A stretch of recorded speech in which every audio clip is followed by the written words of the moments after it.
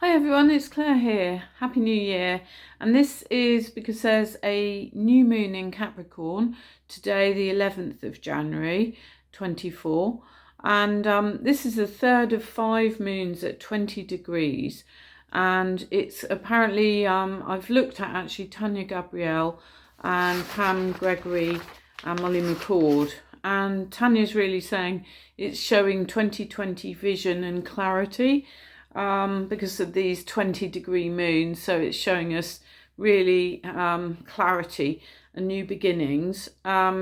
Also, we've got like the 11th of January is like the 11 portal, which is like going through a gate, which is like again a new beginning. And we've also got full moons going on at 5 degrees, and 5 is the figure of freedom apparently. And 20 and 11 equals 2, which is the number of intimacy, harmony and peace. So some key themes in 2024.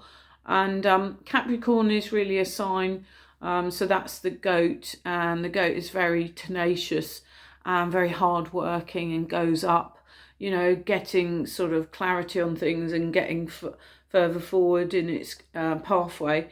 And it's a lot about using our gifts really wisely. It's ruled by Saturn, and it's a sign of discipline, taking life seriously, working hard and serving.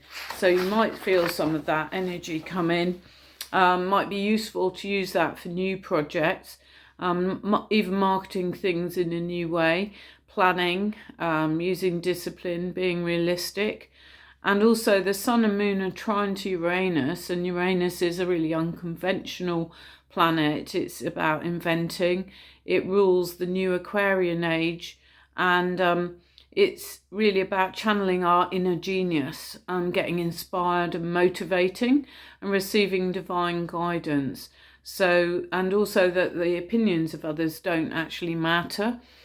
So Capricorn is a sign which really where Pluto has been at the end of Capricorn, and it leaves that sign in January, so January the 20th. And so therefore this apparently is a very critical 29 degrees point of energy. So it kind of means it's really more focused, and you'll feel it more strongly. So it's about empowering the self, purging the self from old impediments and beliefs and habits and ideas that are not helping us. So you might feel some of that energy come in. So Mars and Jupiter are trine to Saturn, and there's a lot of sort of work energy and committing to meaningful things and even relationships at the moment. And there's a kind of feeling Jupiter is sextile with Saturn, so a new approach and allowing life to guide us a bit more. And so it's really a point to allow life to propel us forward and leave old preconceptions behind and use your intuition to guide you, really, she's saying. And then on to Pam Gregory. And Pam sort of is good at the top-down approach. And she thinks it's a very fast-moving, dynamic new year, and possibly with quite more increased seismic activity. We saw Iceland has got a huge amount of seismic activity, and the Earth has more light coming in, so it causes a bit of turbulence at the lower levels. There's been these solar flares, and apparently I think it was Molly McCord said that there was a hole the size of 60 times the size of the Earth, which is in the sun, and that's where these solar flares are coming out of. And it's a bit destabilizing, and it might cause us, certainly sensitive people, to have more aches and pains, tinnitus, headaches, things like that, apparently. So it's really important now to have some sort of form of practice where you're kind of calming yourself. So breath work, yoga, meditation, even candle work, staring at candles, working with candles, keeping them lit, calming and bringing in peace. So also try not to be distracted, because and also apparently she said, well, Jupiter is moving into Gemini in May, and that's a real scattering kind of feeling. But don't get too involved in social media if you can help it, because she's sort of saying quite rightly, really, we at this turbulent time, we are our own truth, And it's very easy to keep scrolling and looking for more and more information, or more and more, what you think is inside information. Try and go internally yourself if you can, and things become perhaps a little bit more focused. And at the lower frequency, she's explaining that you feel more buffeted, but at the higher sort of level, you kind of feel more steady. And if you're at the lower level, you can easily get more scattered. So that meaning sort of spread around too many different things, and you're getting drawn into too many things. And it's quite stressful. So in 2024, the old order collapses, she's saying, and she thinks our personal frequency will totally assist us to stay calm at this time. And Jupiter is stationary direct from the 20th, so meaning it starts moving. And that's really good because it will bring in something bigger and more positive. And it's 5 degrees of Taurus. All planets are moving actually by the end of January, so you'll begin to feel that movement and energy sort of pushing you forward. So she's saying try to sort of keep a clear vision mid-January onwards, so you kind of can, sort of get more focused. And on the 11th, today, Aries stationary direct, that's a dwarf planet, sister of Mars, which fights for justice. And like a lot of intense feelings and emotions, and the truth flooding out, and more to do with fairness and justice, which is totally even being magnified even more in 2024.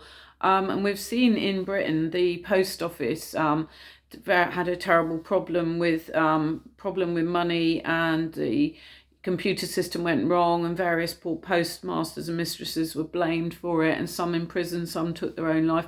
This has lately been shown up by a TV documentary, or it's actually a series or program, and that's really highlighted it. I knew about this years ago and thought it was absolutely terrible.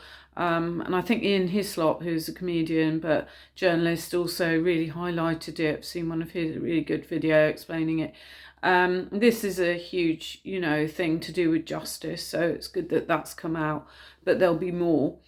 And through 2023, Pluto T-squared to the South Node, so it was a huge year of individual choice last year, apparently between kind of choosing between fear or being a co-creator of helping to create the new future, new Earth. And but now she's saying, Pam's saying, the new moon has replaced Pluto in the T-square, meaning really we're planting seeds for long term, for what you want to build, and hopefully as a co-creator with the divine or universe. But she sort of went off into talking about, well, look how far we've come since 2020. And we have really obviously done quite a lot and got ourselves back onto an almost even keel, where there's been a hell of a lot of, things going wrong, really. And we're still struggling. There's all sorts of issues in many countries.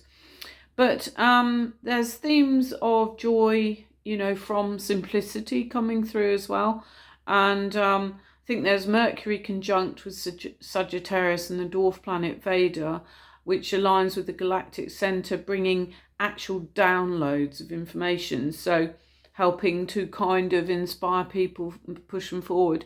And those people who might be a little bit sensitive or clairaudient, clairvoyant, might get more and more downloads at the moment. And about people finding their own truth, really. Around the 13th, she says the moon is square to Uranus, brings in this feisty, rebellious energy in the second half of January.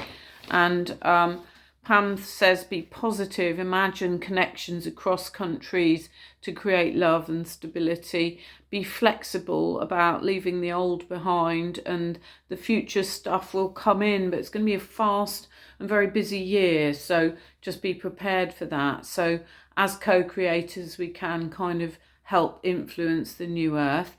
And then going on to Molly McCord, another American astrologer, she thinks some key messages may have been hidden and become seen from this new moon. So maybe looking, she meant actual messages like on email and things. So looking junk mail, that was her thoughts on looking at the astrological chart for the new moon.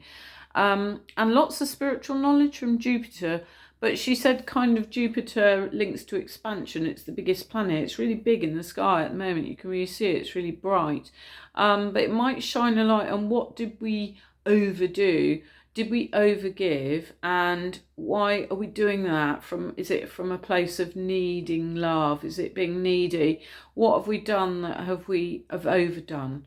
Maybe over Christmas, if you sent too many cards or you didn't get some back, too many presents, you didn't get any back, and so on. And Venus may help us heal for a new start, she mentioned, especially as we move towards February. And Pluto will change signs and there will be less contact with water, more in air and Aquarius. So that's another thing happening. So that's some of the themes. There's lots going on, and obviously hope you can, get into the new spirit of 2024, which I believe for the Chinese New Year is the year of the dragon, which sounds very exciting and very, getting on with things and dynamic. So certainly come a long way since 2020. Wishing you well for a happy new year and hope you have a great day. Thank you. Bye.